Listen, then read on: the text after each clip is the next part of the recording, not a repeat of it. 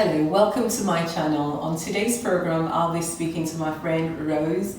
She's the author of Mindset Revolution. She's a mindset coach and also an entrepreneur.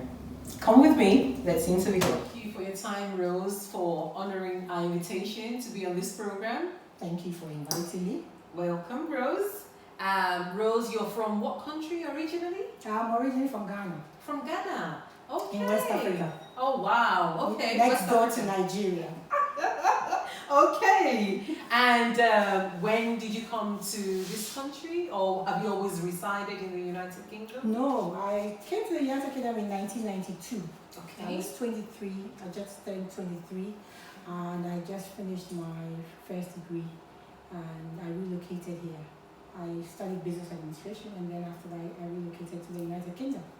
And I've been here ever since. All right. So when you came as a graduate, were you able to get a job as a graduate, or what was your process? Well, how did you fare? Okay, so when I came with the intention of actually getting a job with my degree. Okay, I was really? I was that determined about it. So I recall when I got here, quite a number of people discouraged me. I was told, really, your degree is not worth much on paper here. You should just settle for a job, etc. And I wasn't having any of that. So I actually sent out, and I actually arrived in the country in August of 1992. And by that time, they finished all the university milk rounds, all that kind of stuff. So really, most jobs were already gone for graduates. But I was still I wasn't phased. So I sent out about 50 CVs. Wow. And those times we used to use paper, so it wasn't about emails, etc. It was more to do with posting paper CVs.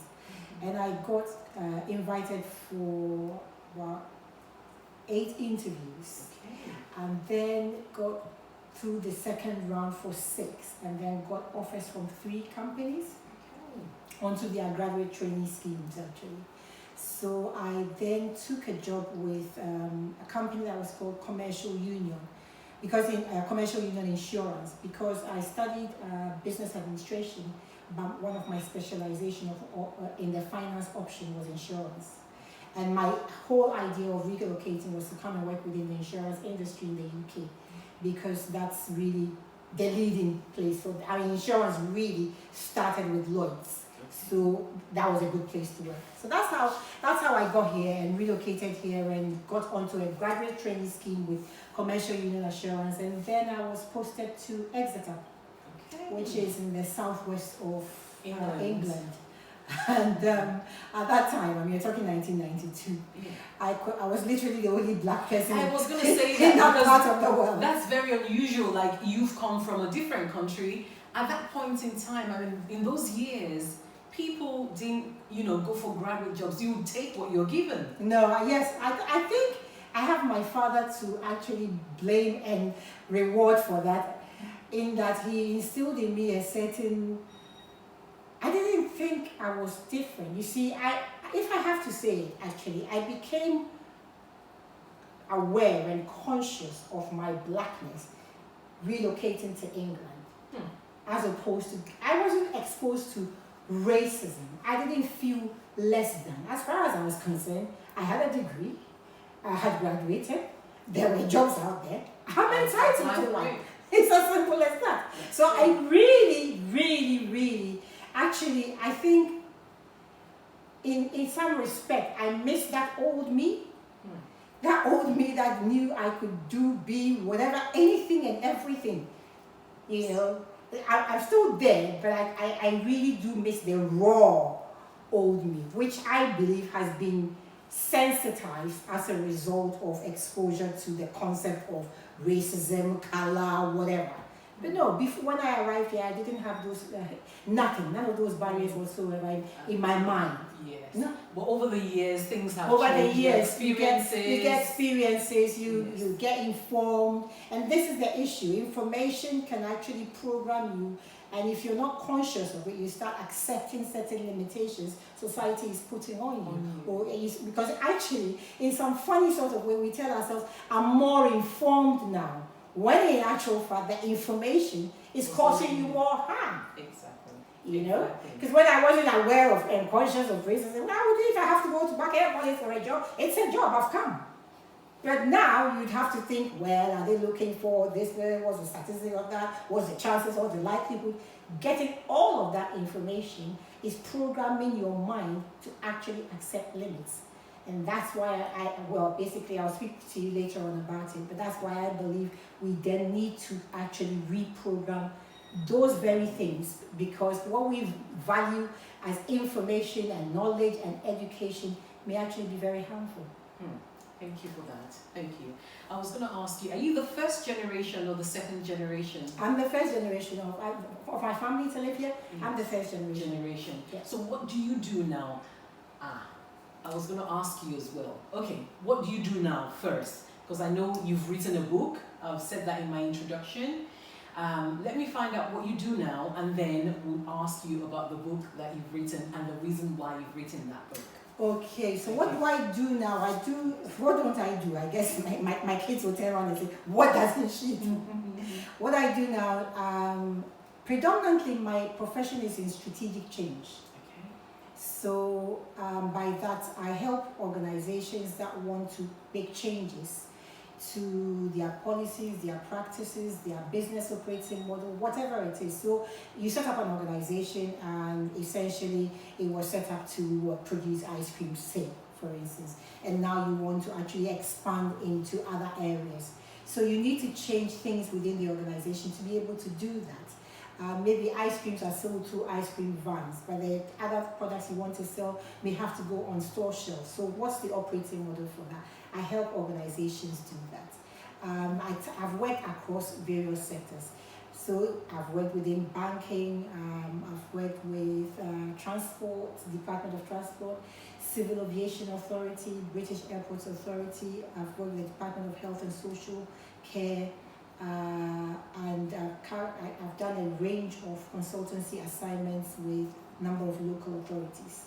So that's what I do from a strategic change management perspective. Then I also have my coaching practice. Yes. And my coaching practice is to do with mindset. And it's essentially really, the bottom line is, if you can only achieve to the extent of what you believe. And your belief comes from within. Can you say that again, please? You can only achieve yes. to the extent of what you believe. Okay. That's the bottom line. You can't go beyond that. And so that means that the root of your achievement lies within your belief system. And beliefs don't just happen accidentally. You know, there are some beliefs that you are just indoctrinated with through words around you, the things you hear. And there are some things that really are handed down generationally. So even by the stories we tell around our children, they pick up certain things from there. There are some things that you will study in the books.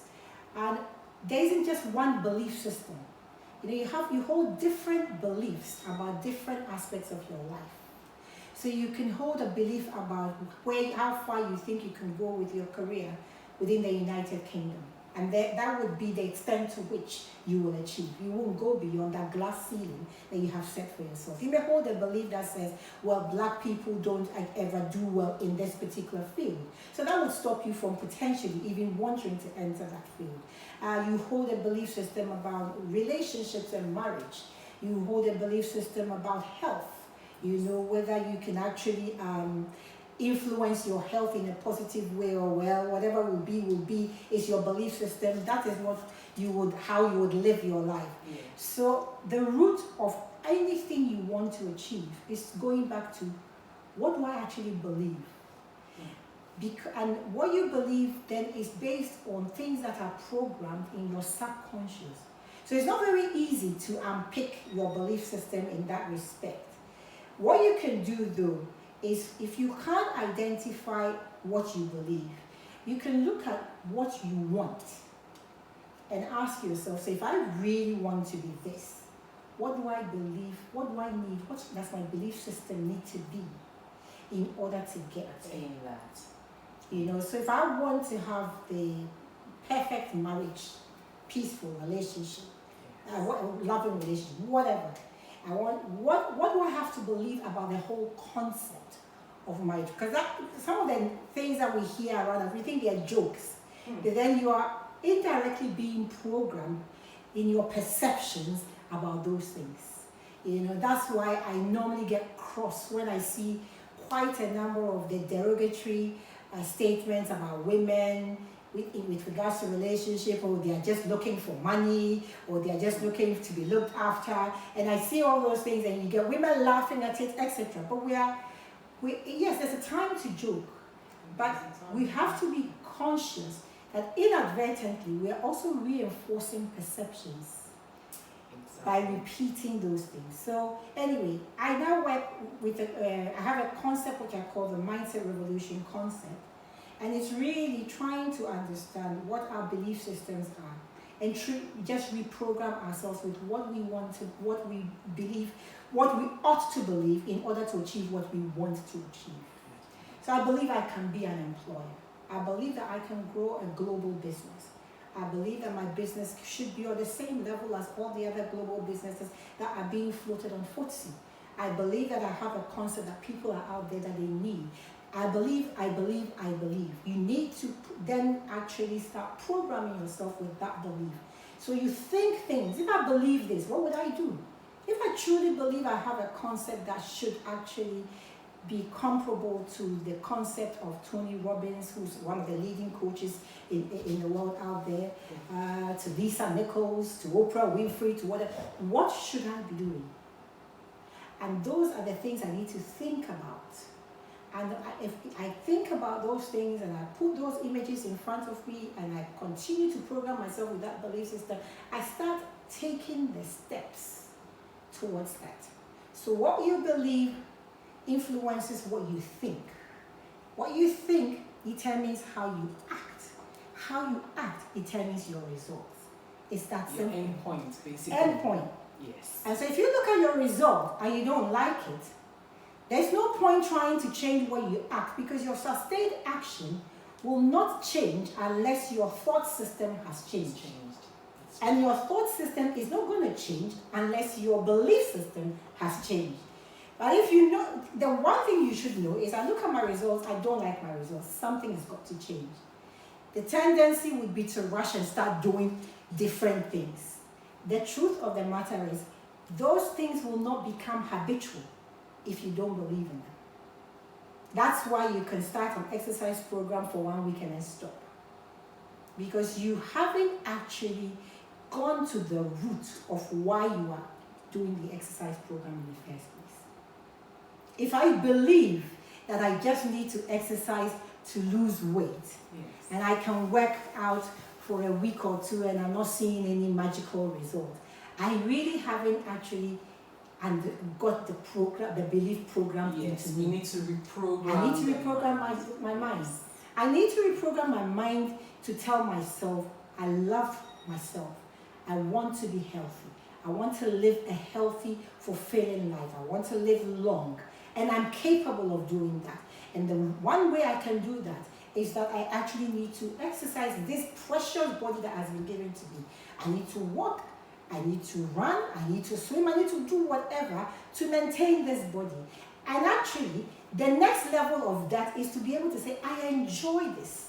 I enjoy walking, because as I walk, I know I'm treating my body well. Now, these are all belief systems that you need to program into yourself before you can actually get to the habitual. Because if you're walking and thinking, I enjoy it, I'm treating my body nice, you visualize yourself, you see yourself, how you're looking, how you're going to look, that will sustain you. Yeah, but if you just go from, I want to lose X pounds, so I just really want to do some exercise, we'll do it. You might do it for 3 weeks, you might do it for a month, but you will not sustain it. Because right at your core, your belief system actually says, I don't like walking, I don't like exercising, I don't enjoy this, but I'm just doing it for a short duration. I've not reprogrammed myself. So that's really one of my babies. And I have a number of courses with regards to the mindset revolution concept.